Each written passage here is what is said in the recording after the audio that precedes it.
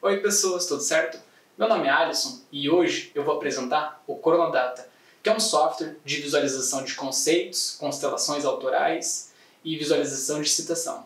Apesar de ele funcionar assim numa fase de protótipo, ou seja, eu ainda estou desenvolvendo ele, a gente está falando do principal buscador de conceitos, redes, constelações em documentos históricos da língua portuguesa. Até o momento, são vários acervos que eu vou mostrar no tutorial e cerca de 30 mil citações e buscas, catalogadas. Então vem com a gente que é rapidinho e eu vou mostrar como que isso funciona. Então, pessoas, esta é a interface do Cronodata. Ele pode ser acessado nesse link, historiadahistoria.digital, historiadahistoria.digital, somente isso. Se vocês digitarem isso no navegador, vocês vão dar de cara com esse programa aqui. Ou vocês podem ir no Centro de Humanidades Digitais e acessar por lá também. Então, Centro de Humanidades Digitais, Unicamp, vocês vão acabar sendo redirecionados para essa página aqui.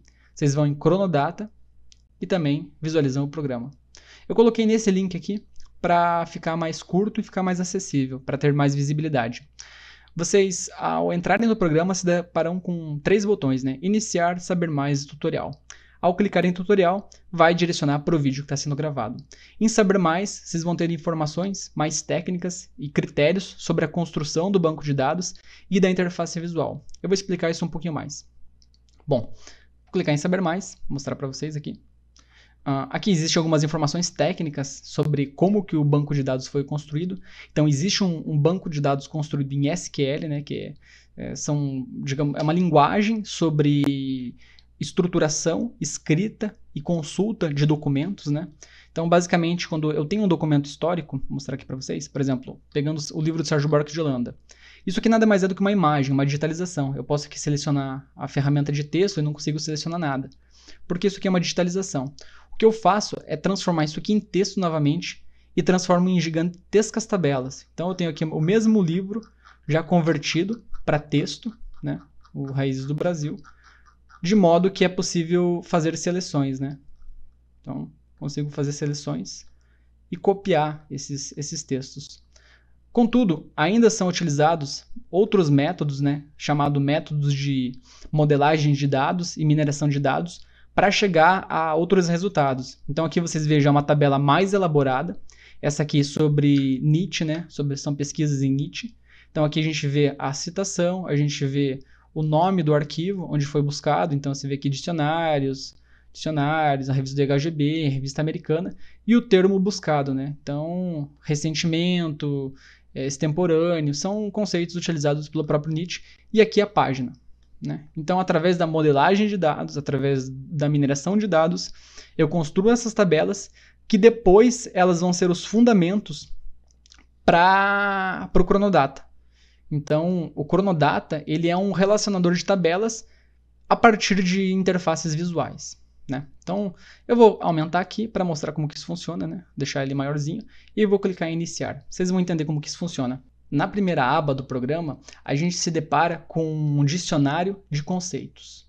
Ele ainda é a versão beta, porque eu ainda estou desenvolvendo essa ferramenta, e em breve, em poucas semanas, vai ser possível visualizar o conteúdo dos conceitos selecionados. Então, eu posso pegar, por exemplo, a palavra historiografia, uma palavra bem famosa.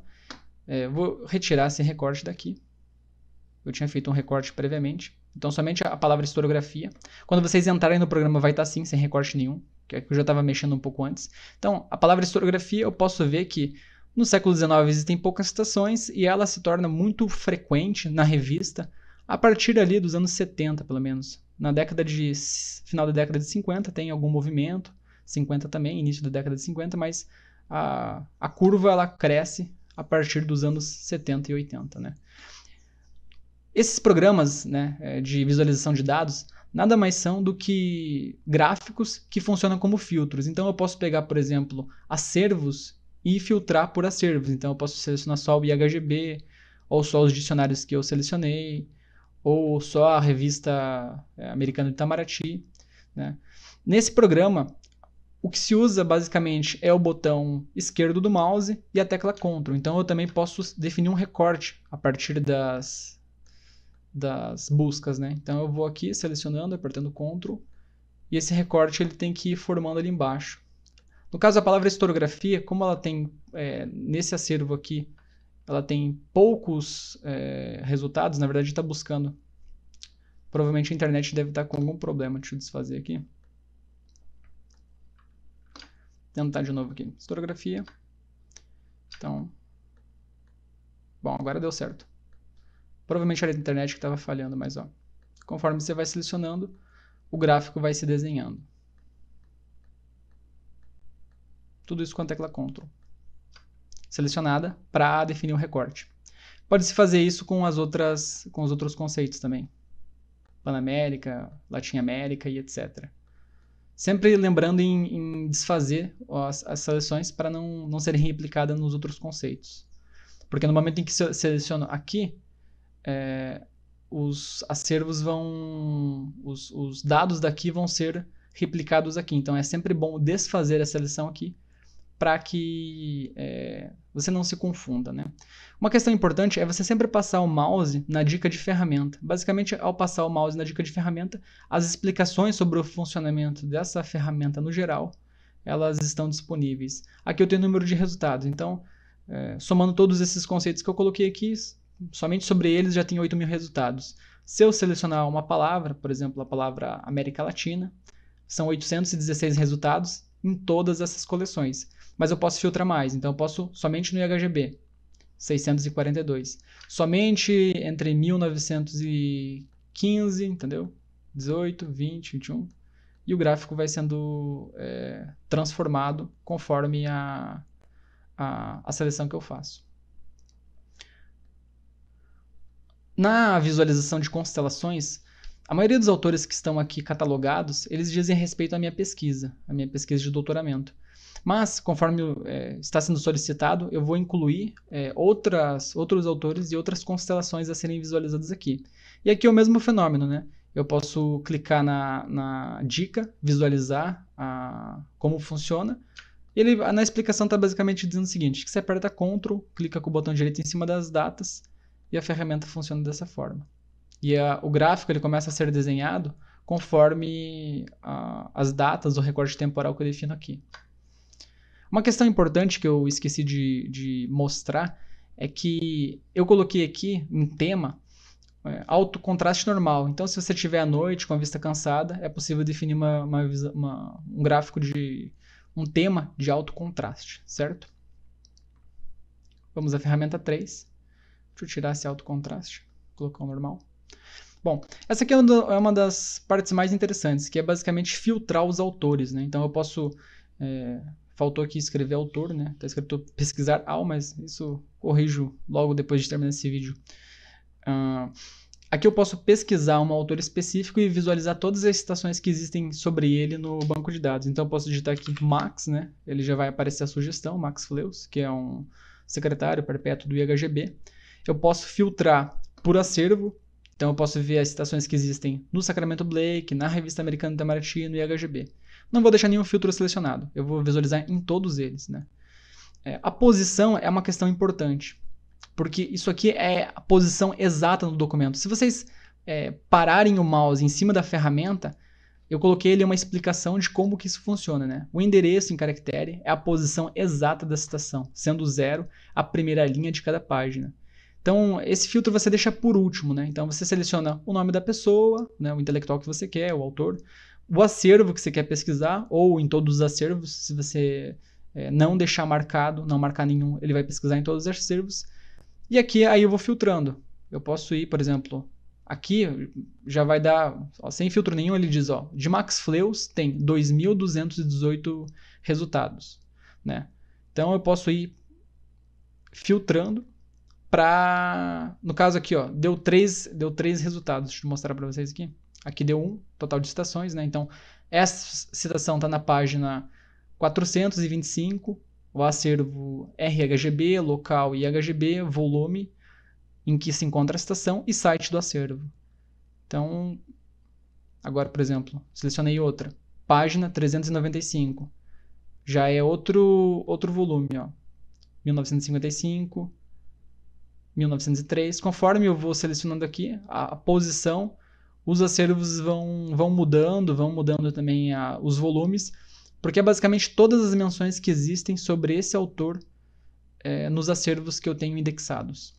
E aqui também é possível construir uma linha do tempo, né? Eu vou selecionar aqui.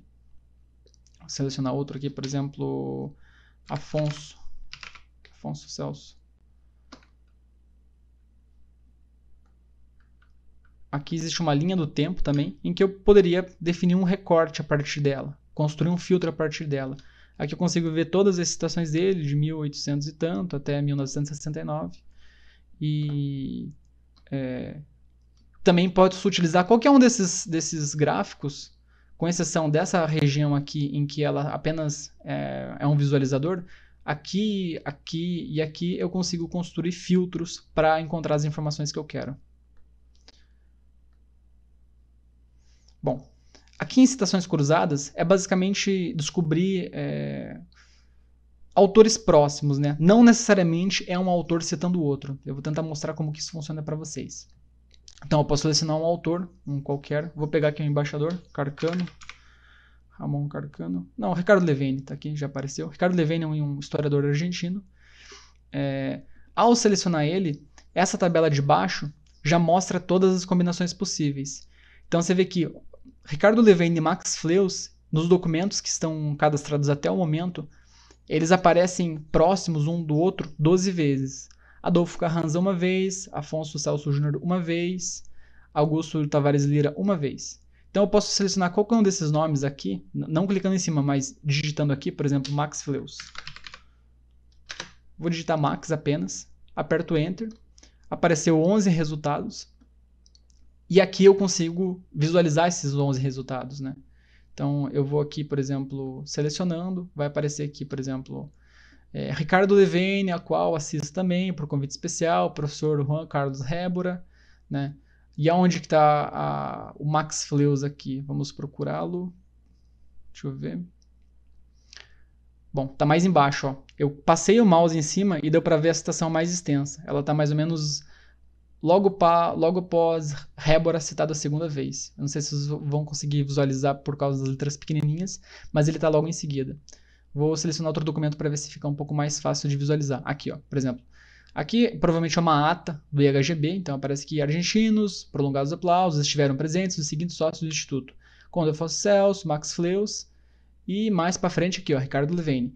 Então, a partir dessa ferramenta de citações cruzadas, é possível descobrir digamos, a sociabilidade dentro das instituições, vendo quem citou quem está próximo de quem, a partir dessas aproximações. É claro que sempre tem que ler o documento em loco. A ferramenta ela ajuda bastante. Aqui, por exemplo, vai dar para ver a tabela na sua totalidade. Deixa eu selecionar aqui os filtros. Tirar os filtros.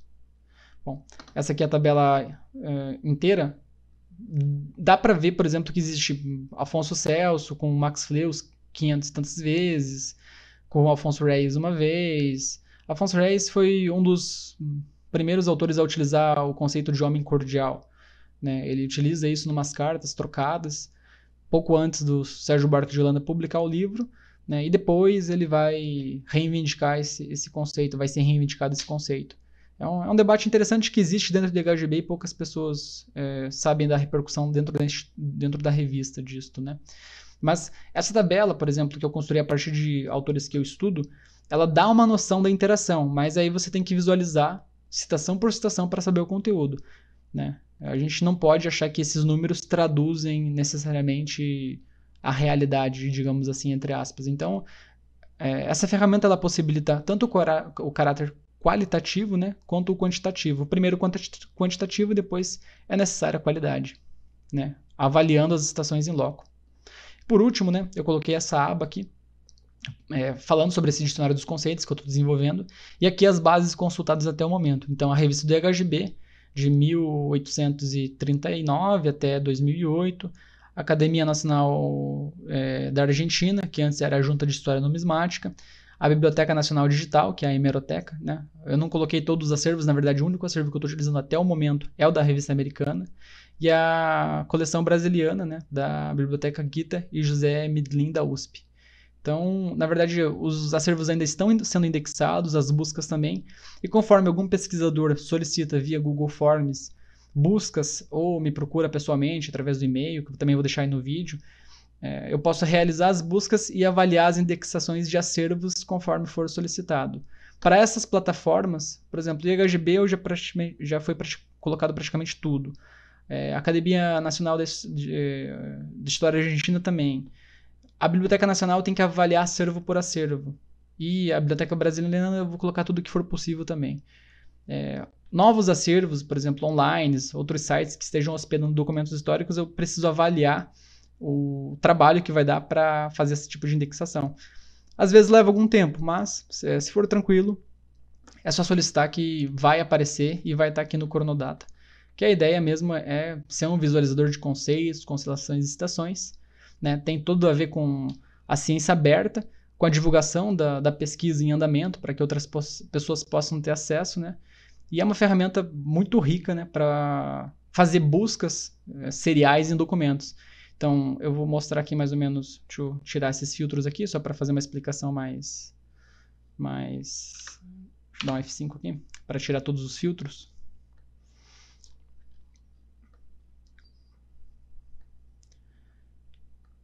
Bom, aqui dá para ver bem, existem acervos catalogados, documentos aqui de 1789 a 2008. É claro que é uma questão um pouco lacunar. Eu não tenho, por exemplo, no início do século XIX e XVIII não há tantos documentos assim. No final do XIX e XVIII não há tantos assim. Contudo, conforme as pessoas forem solicitando os documentos, eu vou preenchendo essas lacunas com outros documentos históricos ou acervos que as pessoas tenham no próprio computador. E a ferramenta ela vai se tornando mais útil, acho que, para pesquisa em história da historiografia, história no geral, pesquisa em documentos. Eu acho que esse é o mérito dessa ferramenta. E por isso que, embora esteja em fase de protótipo, é provavelmente o principal indexador de documentos históricos da língua portuguesa, por possibilitar as visualizações, as buscas dentro dos próprios documentos. Né? Então, acho que aqui fica bastante bem delineado como que é possível você selecionar temas, autores, conceitos e buscas e visualizar cada um dentro do documento histórico. Óbvio, aqui eu não posso colocar o documento todo, né? Até por questões de espaço, mas a pessoa tendo essas informações, esses metadados, ela consegue localizar a informação dentro do seu objeto de pesquisa e dar continuidade à pesquisa como queira. Então é isso, gente. Muito obrigado. Esse vídeo vai estar no canal da História da História. E já sabem, né? historiadahistoria.digital é o site do acervo. Também pode ser visualizado dentro do Centro de Humanidades Digitais. E aqui algumas explicações dentro do próprio Centro de Humanidades Digitais, clicando em Saber Mais, né? Na aba 1 aqui, você consegue ter algumas explicações técnicas e as escolhas feitas na construção desse software. Obrigado.